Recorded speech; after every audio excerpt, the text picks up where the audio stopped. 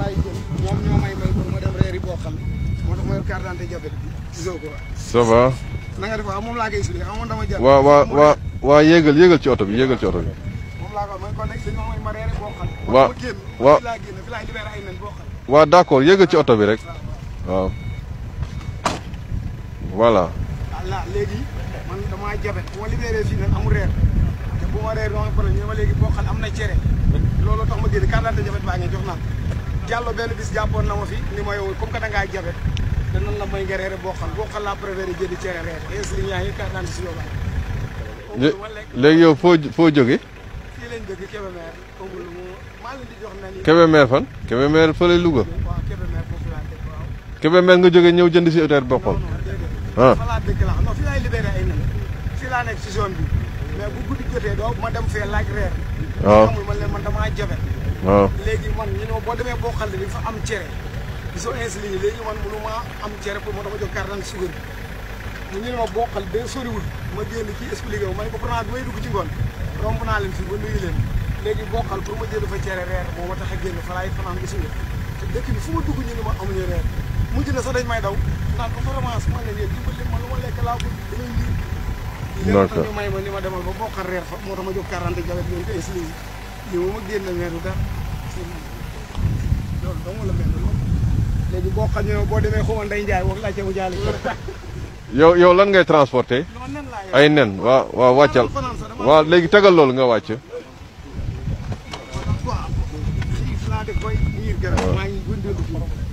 boo demee am na cere loolu ma tax a génn pour dem boo xam ma demee boo xam reer fa France ñu ma Ndeye Ndiaye boo demee tijjel beneen kii bi voilà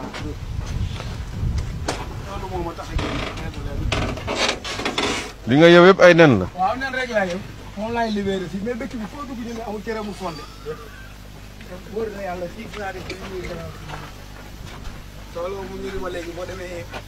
waaw boo demee boo xam boo laajtee Ndeye Ndiaye dañ la jaay cere man faaree loolu moo tax a génn nii boo xam nii nuyu naa leen sax ci ngoon bi mooy dugg waaw d'accord tëjal oto bi tax a génn tëjal jógal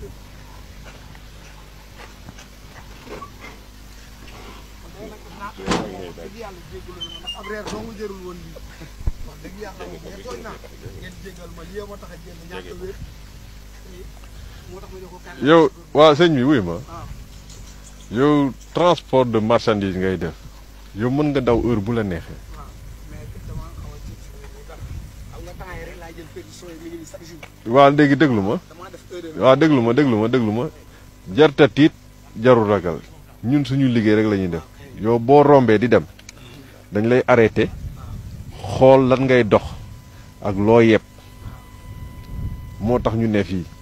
xam nga newuñu fii rek pour taxaw oto yi di romb ñu leen di xool sinon suñu liggéey kon dañ koy xoolaat voilà léegi nag waa déglu ma rek yaa ngi dégg kon buñ la arrêté buñ la contrôlé buñ amul lu ñu lay jàppee dañ lay bàyyi nga dem jëndi sa cere dégg nga waaw amul benn problème mais nag am na leen lu ma la bëgg a dénk tamit del takk masque. kii nag kaala ah.